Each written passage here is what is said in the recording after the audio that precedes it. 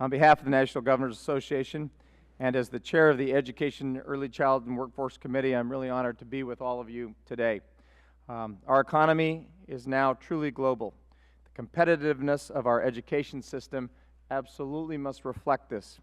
To maintain America's competitive edge, all of our students need to be well prepared, ready to compete not only with their American peers, but also with students from around the world. The state-led development of the Common Core standards is a critical first step to bring about real and meaningful transformation of state education systems to benefit all students. I appreciate firsthand how important this effort is to the competitiveness of state workforces, and similarly how important it is to ensure that it remain in the hands of the states. In 2008, I pushed for the development of state-level policy that would align K-12 and higher education standards with the goal of ensuring that all students are ready for entry into post-secondary education or the workforce upon exit from high school. We called this effort the Colorado Achievement Plan for Kids, or CAP for K, and it represented the first time Colorado's education systems worked together in earnest on common, student-oriented policies. It was truly game-changing education policy in my state.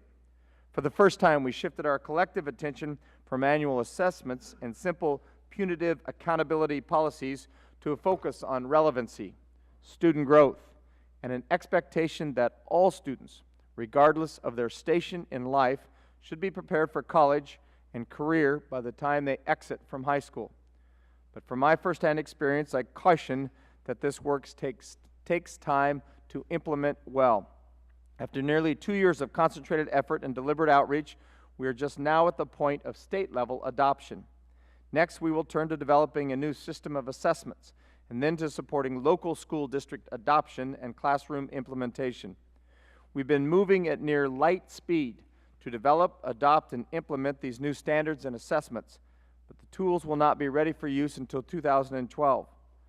Though there are 48 states and territories involved in the effort to develop common standards, it is important to respect that each is in a different place regarding its readiness to adopt and implement the Common Core standards. I'm confident that this process has a great chance for success, but adoption of new standards is simply a step toward meaningful education reform. So I return to the critical point. The Common Core Standards Initiative is and must be a state-led effort. Adoption of the Common Core is and must be voluntary for states. The decision to adopt will be made in every state by state and local leaders working with teachers, parents, businesses, and citizens. To develop the standards, NGA and the CCSSO have been using the best available evidence both nationally and internationally. The first round of state adoption should be considered version 1.0. Future and ongoing revisions are inevitable and necessary. Moreover, future research will inform improvements and expand the body of evidence. States are already planning for the sustainability of this work and the possible development of standards in additional subjects.